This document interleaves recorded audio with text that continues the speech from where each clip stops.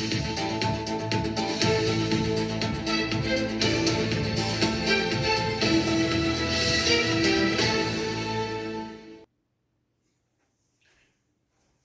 right, everybody.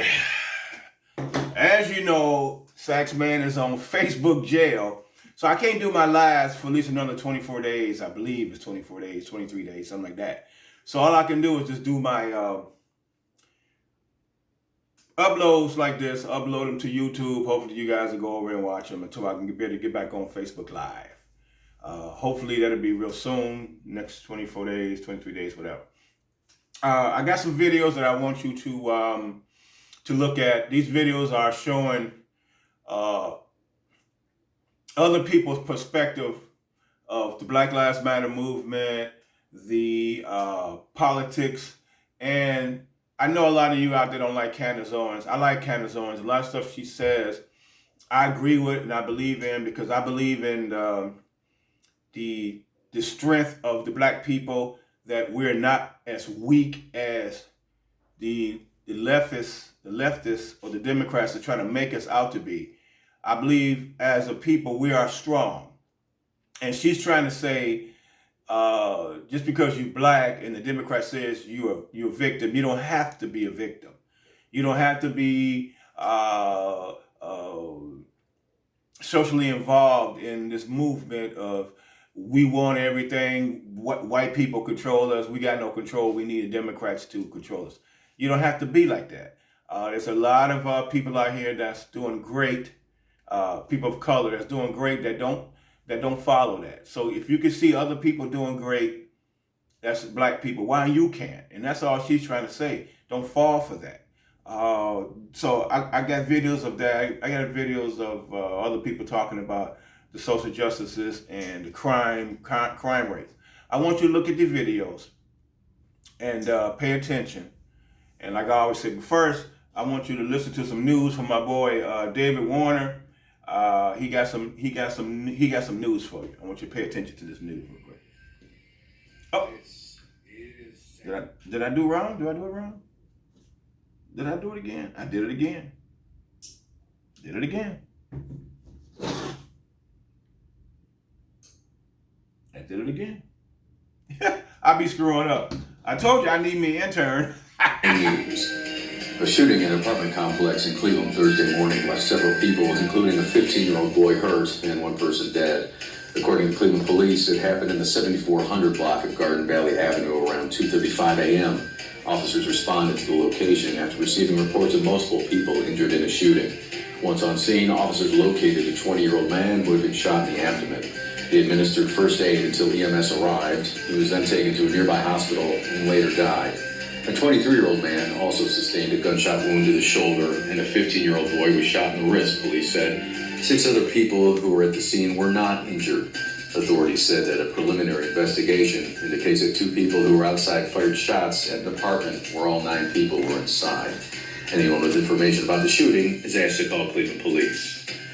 Well, Ohioans choosing to vote by mail this year will likely have to buy their own stamps to mail their ballots back after GOP-run state budget board blocked the Secretary of State's plan to cover the cost of the postage. Ohio Secretary of State Frank LaRose came up short on Monday after members of his own party on the Ohio Controlling Board voted 4-2 to deny his request for $3 million to cover postage for ballots this fall. The Ohio Controlling Board is a panel of lawmakers that controls changes to the state's budget. LaRose was asking to use an additional $3 million from this office's existing funds to buy return postage for mail-in ballots, but to no avail. Voters voting by mail will have to pay anywhere between 55 cents to 70 cents to mail in their ballot, depending on their jurisdiction and the number of pages that are included in the absentee ballot. This has been Saxman News. I'm David Warner. You know, that's deep, because of if you want to be able to get your, it was never like that. It's just ways of suppressing your way of voting. Don't let that discourage you, people. Get out and vote. It's really important. Don't let it discourage you. Continue on. I'm still gonna do my absentee ballots. I do all the time, every time. My mother and I get together and we do our absentee ballots. We mail them in. They're going through. The president already said they're accepting those real quick. So if you can do that, do that. But But don't be discouraged. Don't let nobody discourage you from doing what you need to do for the country. Okay, I'm gonna start some videos. I want y'all to pay attention.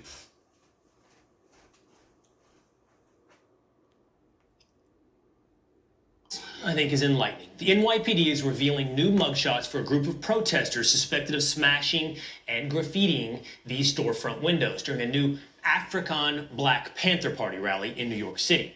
Ironically, at least 6 of these protesters seem to come from rather privileged backgrounds, and one of the 6 reportedly even made plans to take over abandoned luxury apartments and defend them by tossing bricks off the rooftops. Joining me now to break down these arrests is former Tucson police officer and founder of TatumReport.com. It's Brandon Tatum. Brandon, thanks so much for being with us this morning.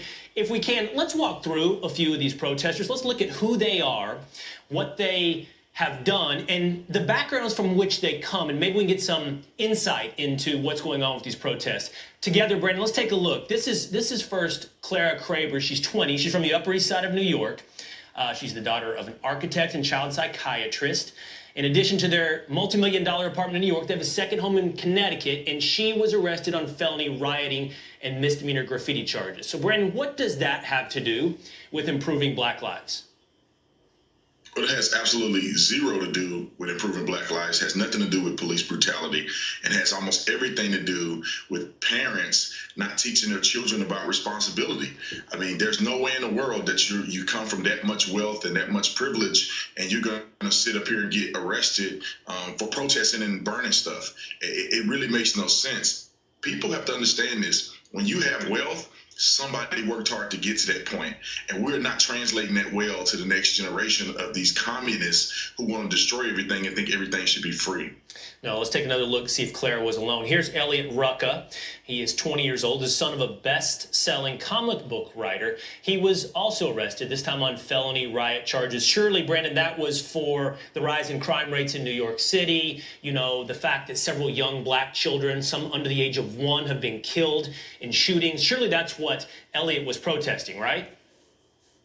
Yeah, I mean, definitely not. I mean, these knuckleheads are not thinking about Black lives. They don't have any statistical data to prove anything that they're doing. Outside of rioting and damaging other people's property, even if they were peacefully protesting, they still have no basis for what they're doing. It makes no sense. They don't have any cognitive understanding of that. These are just young people who are taking advantage of the Black struggle. They're taking advantage of BLM, and they're essentially protesting their parents. They're protesting their white guilt that has been brainwashed into them by the institutions, what we call the educational system, that is occurring today with all these leftist teachers. And I'm hoping that these young people wake up and come to a conclusion that can be more proactive and beneficial to the movement that they claim they represent. Proactive, productive, something more than destroying the neighborhoods where you're trying to make some of the greatest change. They seem to come from places where they know hardship, Brandon. That's what's very clear they're telling us. They know hardship from these privileged backgrounds. Brandon Tatum, thanks so much for your time today. That's why Joe Biden want to sit with me, okay? Okay?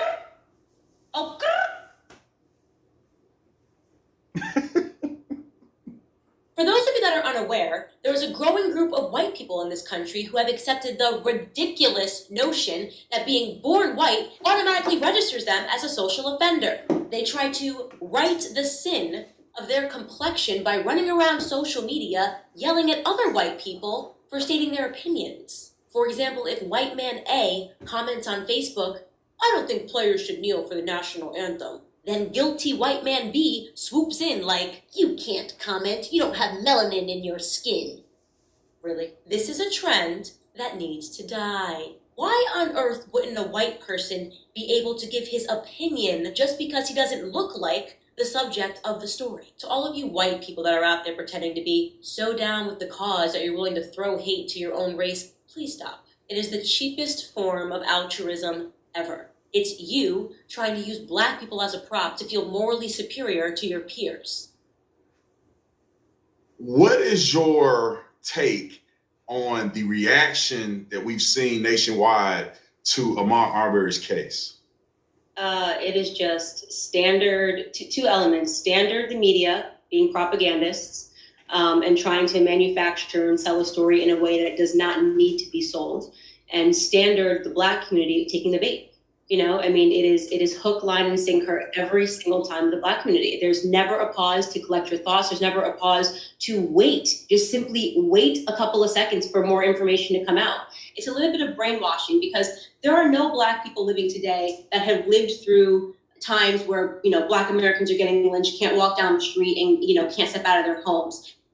And yet Black Americans today are using rhetoric that people that lived through those times didn't use. You know what I'm saying? Like my grandfather, who actually dealt with the Ku Klux Klan, would not be like, we literally can't step out of our homes, you know, we're being lynched. So it's interesting to see how easy it is to create a mind. And because this narrative, right, this 1913 narrative, this 1895 narrative has become so part and parcel of the mainstream narrative, Black Americans actually believe it's going on. Like they actually think it's a plausible situation that happens every time, and it defies reality, it defies common sense, it defies statistics, and for me, you know, it's sad. It's just sad to see it happen over and over and over again. Please cut the fucking shit, okay? Okay? Movie theaters are reopening and improving air filtration to help keep you safe. Cinema Safe. And I'm sure that most of you notice when you go to fill up your tank of gas in your car, oftentimes it's below $2. You said, how the... Right. The other thing here was these protests weren't just about George Floyd. They were about a sea of issues. And this was like the culmination point. The point was, regardless of who he is, his life mattered. His life was worthy of protection. And in some ways, I am actually interested to think about what it means for us to fight for someone who wasn't perfect. Because very often we only fight for the middle class, cisgendered, straight, heterosexual guy who's going to college on Monday like Mike Brown. And we have to put Trayvon on a horse to say that he didn't need to die. And it's like, that's not the point. You shouldn't have to be perfect. Well, I think it is the point because, and this is my problem with our community, is that Black Americans are hypocrites. We are hypocrites, right? So you say, oh, well, it's not the point. Well, where were we on the issues of kids getting shot? Actual innocent Black victims being killed, you know, every weekend, every day in the inner cities. Nobody cares. If you want to give somebody a funeral and you want to have it be 5 days long, why not do that for Tyshawn Lee, the 9-year-old kid who was wearing his school uniform and playing basketball when he was lured into an alley by, you know, an older Black man who then shot him point blank in the head 2 times because he didn't like his dad. And it was like, you know, it was gang violence. Nobody cared. You know, so this whole idea of there's this uprising because you care about Black lives. Don't pretend you care about Black lives. You like the political expediency of caring about a Black life, if and only when they die at the hands of a police officer, or die at the hands rather of a white person, because it doesn't even have to be a police officer, as long as it's a white person. But we kill ourselves faster and nobody cares. Was there ever a point in history where white privilege did exist? Yeah, I suppose when we lived in a country where if you were Black, you were not allowed to go into certain places. When did it end? When it stopped being systemic, when there stopped being laws in place that stopped me as a Black person doing what you're able to do as a white man. If you ask me whether or not I believe in economic privilege, I would tell you yes. If you ask me whether or not I think that somebody born into a family of billionaires be afforded more privileges in life than somebody that is born in the projects of Chicago, I would say yes, because economic privilege in this country does exist. But there is no law in place that is stopping a person because of the color of their skin from gaining that economic privilege, which is why I do not believe that white privilege, which is based upon the color of your skin, exists. Well, you know how liberals are. They are the most accepting people in the entire world, unless you think differently than them. Who cares who doesn't? Democrats are Americans. Democrats are in America, so therefore just admitted that there has been disadvantages by two Black people, by Democrats who are American. So the first thing is that you have to understand, when we walk in here, we're booed, we're shouted at. We've got girl fake reading a book, right? Standing over here, yelling at us, okay? So, yeah, right. So you have to understand, it's impossible to have a conversation when all we're here is to talk about our ideas, and people are so triggered by the idea that we don't agree with them. They don't want to have a discussion. Nobody has asked me my background. I come from the exact same background as you. What you're seeing happening today, obviously we have some Black people that are just shouting in the back. We have some Black people that are sitting in the front quietly that are chanting USA and having a normal conversation. I love that, because what I say every single time, and you may have seen me on the news, is that what is happening right now in the Black community, you're going to hear it in this room first. There is an ideological civil war happening. Black people that are focused on their past and shouting about slavery, and Black people that are focused on their futures, okay? That's really what it comes down to, okay? I can guarantee you what you're seeing happening is victim mentality versus victor mentality. And That's I promise great, by you, the way. the I people love that. here are Isn't going that to great? I love that. And there's no doubt in my mind. I can tell you right now who is going to be better off when we look 20 years and we look at the faces in this room. Who is going to be better off are the girls that are sitting right here and across this room, because they don't have your mentality. Victim mentality is not cool. I don't know why people like being oppressed. It's the weirdest thing I've ever heard. I love oppression. We're oppressed. 400 years of slavery, Jim Crow, which, by the way, none of you guys lived through. Your grandparents did. And it's embarrassing that you utilize their history. You utilize their history, and you come in here with more emotion than they ever had when they were living through it. More emotion than they ever had when they were living through it. It's embarrassing. You're not living through anything right now. You're overly privileged Americans. Fatality. Get him a body bag! Yeah! Have you seen any change in his ability to communicate in recent years? No, not at all. And are you vulnerable on this issue at all because of your son's business dealings in China? No, I don't believe so at all. My son's business dealings were not anything with everybody that he's talking about, not even remotely, number one. To do the kinds of things that have to be done.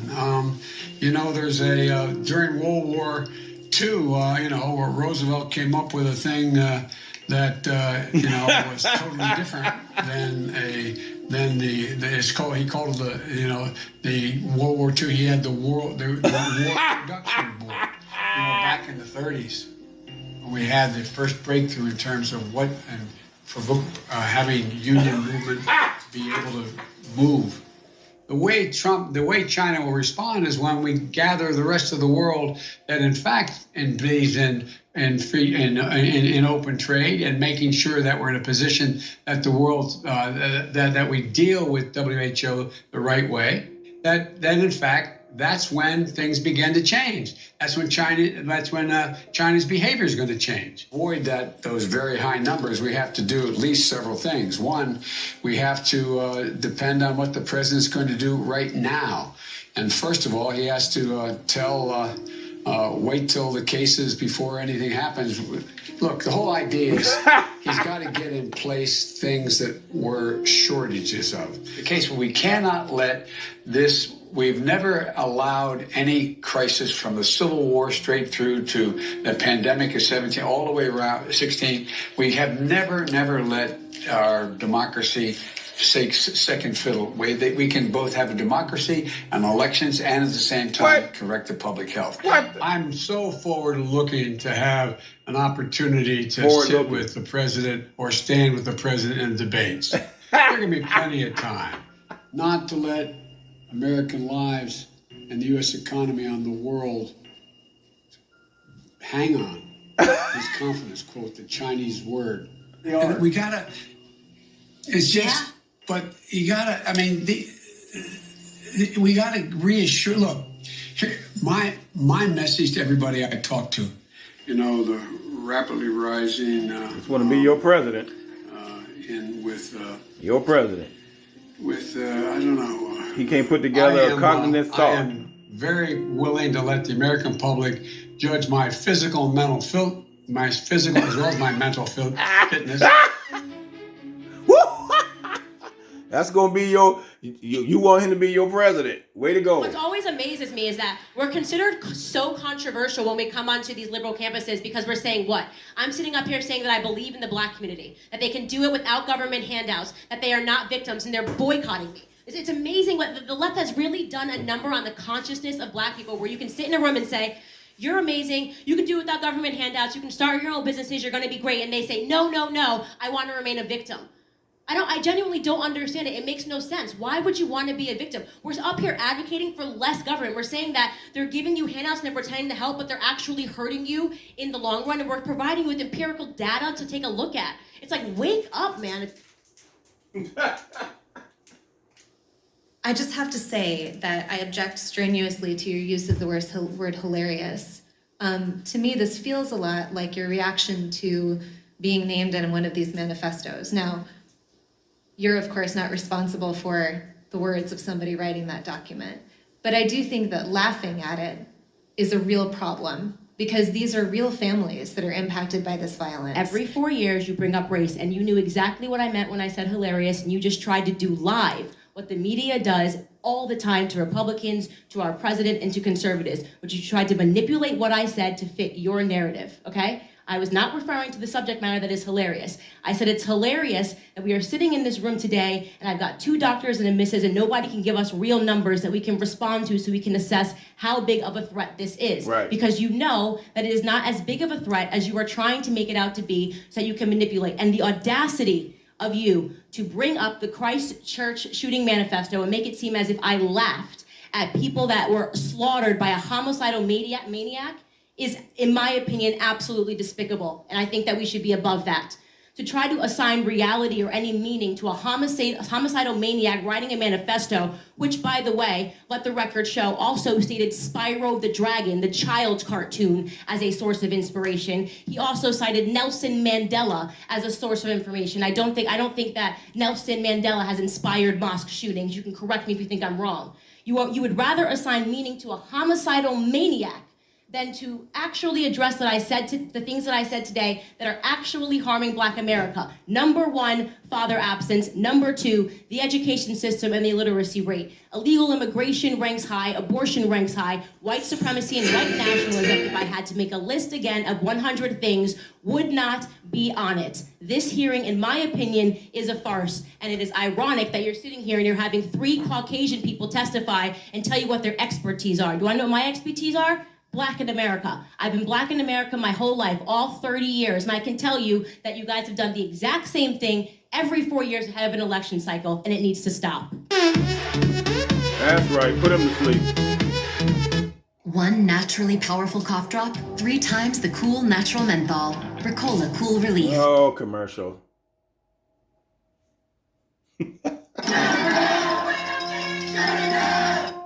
Oh, stop it. Damn commercials.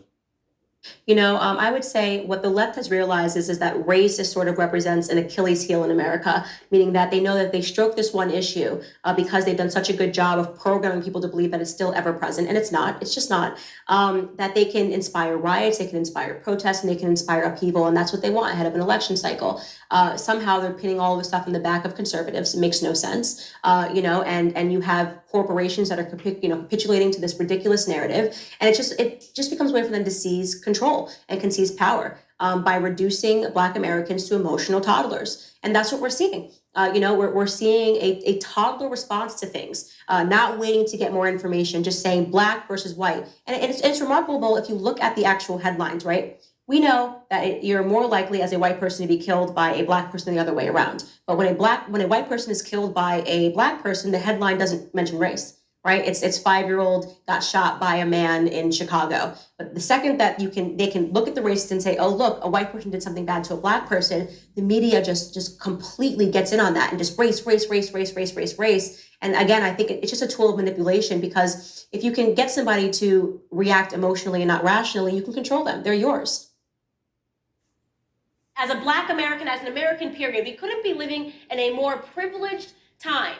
And yet CNN is trying to sell me my own oppression. So I shoot this video and I basically say, am I the only person that, relies on their own experience to dictate what might be going on in the world? Am I the only person that can get up in the morning and go to Starbucks and a white person makes me my latte and they say, have a nice day. And then I go to the gym and I've got a Spanish guy hands me my towel and he says, have a nice day. I'm living in a pretty okay place until I turn on CNN. Right. Silence, taking a knee for another unarmed Black woman, Cardi B. All right, now check this out.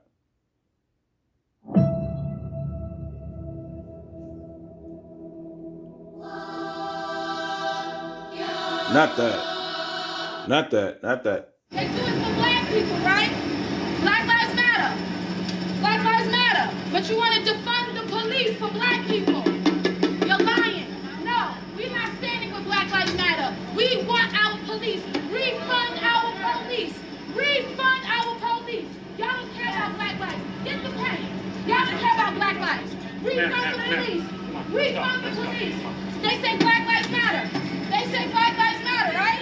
We all know, and we've all read the reports about Antifa being dispersed to all of our communities and starting these riots. So why are celebrities so hinged on helping them get out of jail, seeing the devastation that they have caused to our communities?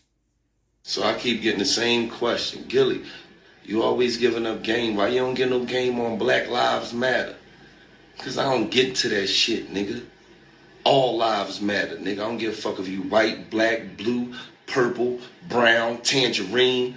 Nigga, all lives matter. Y'all want a nigga to go out there head first, tell these motherfucking white people Black Lives Matter.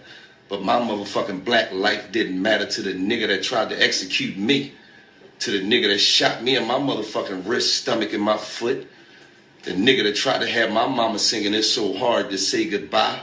My black life didn't matter to that nigga. All the niggas I knew been shot by niggas. And what about my nieces and nephews who half black and half white? Only 50% of their lives matter, nigga. And I understand the whole Black Lives Movement. We've been oppressed. We've been done wrong. Nigga, we do wrong to each other, nigga. Right. We do more fucked up shit to each other than anybody. Black Lives Matter is a joke. You are the racist. The racist is you. It's because the white guy killed that you think they're racist. The racist, the Black Lives Matter. Go to Chicago. They don't have schools. And they die every day. They don't matter. Because you can't get attention from that. Go to Shut up. Nobody will hear that. Shut up. Group of hypocrites. Go to Southeast DC, Northeast. Tell them Black Lives Matter. If it matters, it should matter everywhere. You guys are hypocrites. Attention seekers. Attention seekers. Black lives should matter everywhere. It doesn't take a white cop to kill a black person to matter. So I'm here today because I heard about a demonstration on, the George Floyd event, the situation, which I'm going to be honest about it. It's wrong that, anything like that should happen, okay? It's very wrong. My problem is it shouldn't be an opportunity for a group of people to use that as an excuse or to come across as victims. No one is a victim here. Everybody knows that black kills black more than anything. You know that. When he said he personally doesn't see racism because so many of his fans are white. I thought that was clearly a message that there was no such thing as racism. There was a lot of backlash from people about that. Would you change it, what you said, or you still feel the same way? What's your thought on Black Lives Matter? What is it? What do you mean? The idea is that there's this movement called Black Lives Matter, thinking that the rest of America didn't seem to understand that Black Lives Matter. It just sounds weird. I don't know that you put a name on. It's not a name. It's not whatever. It's somebody got shot by police for a reason. I am a young, black, rich. If that don't let you know that America understands Black matter these days, I don't know what it is. Don't come at me with that dumb man. My life matter, especially to my. Do you separate yourself from it? I don't feel connected to a damn thing that ain't got nothing to do with me. Right. I would take Black Lives Matter way more serious if they really believed that Black Lives Matter. I mean, in all these urban neighborhoods in the country, from east to west, north to south, there's hoods, there's ghettos, there's killers that are illegal. They're criminals. And they terrorize neighborhoods. The same neighborhood they live in. I don't understand that.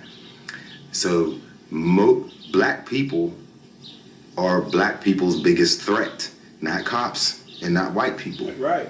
So when black on black crime stops, when Black Lives Matter actually make me believe that they believe that black lives really matter, then I'll support it. But as long as it's a tool, it seems like it's a tool for an excuse for me to be able to do whatever I want in the world, all of a sudden. Like, where was all these Black Lives Matter super militant people 10 years ago? Where was all these Black Lives Matter people when Bush was in office? How come all of a sudden, when Trump is going up against Hillary, they want to push this race shit? Is it because they don't want people to vote for Donald Trump and they want them to stay in the Democratic welfare slave system and they never want anything out of life? You know, never feel like they have to work for anything because there's always a check coming from the government or some kind of entitlement coming from the government. I mean, if I knew I was getting that check every month, if I knew the government was going to be there for me every month, I'd probably be lazy on my ass too. You know, and I could be. I'm black. I'm in the hood. Look, I'm in the hood. This is the hood. This is Pittsburgh. I'm in Hazelwood. Dudes drop out here. Ain't no cop killing these people. Ain't no white man out here telling these dudes to sell all kind of drugs. Ain't no white man out here telling these people to kill each other. That's black people. Those choices.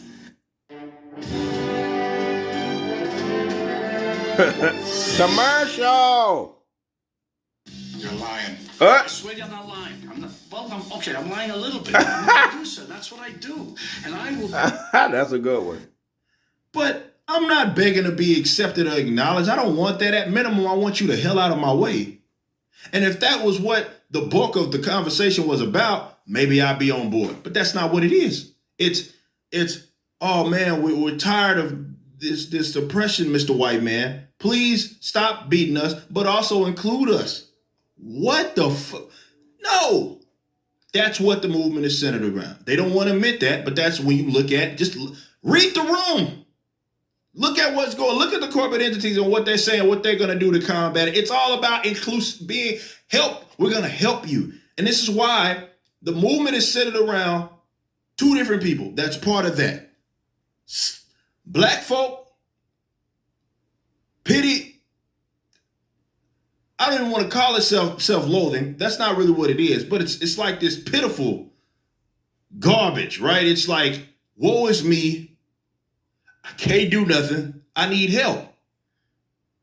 Then you got the other side. White folk, self-loathing, guilty, wanting to position themselves as allies. So you got self-hating white folk and black folk that want some sort of pity for being black.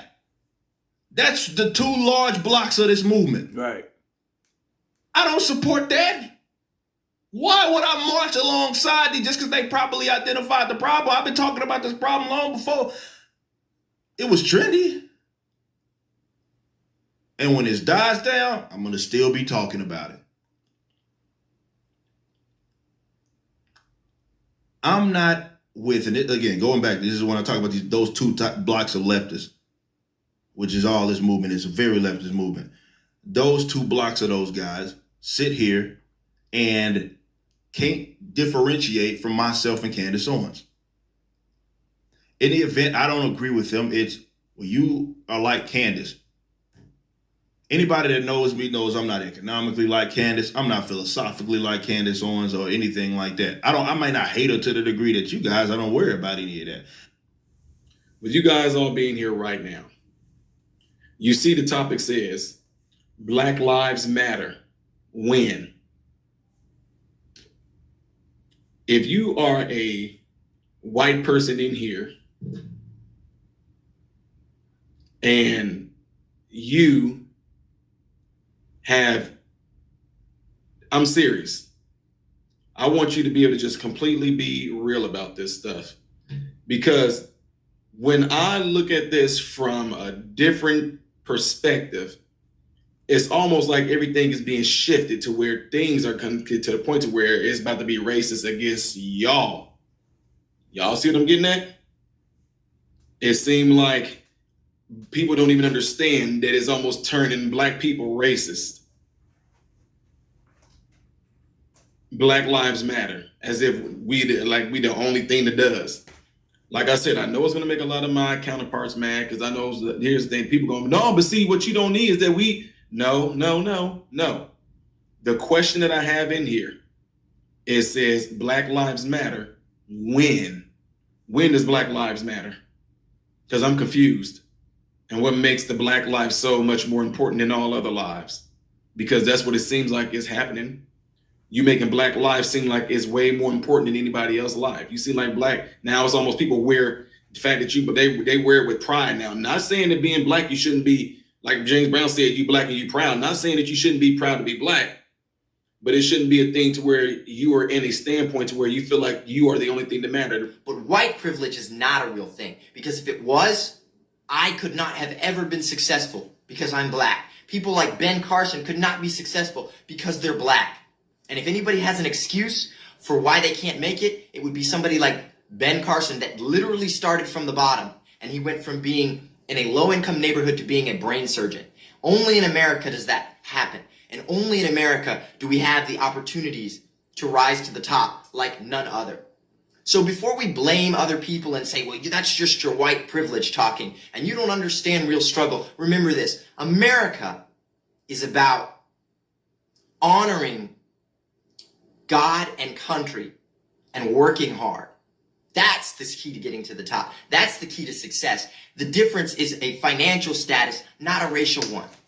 So next time when you think about, well, let's make a racist issue out of this, think twice about what it really is and look for a logical explanation outside of race, because everything doesn't need a race card pulled.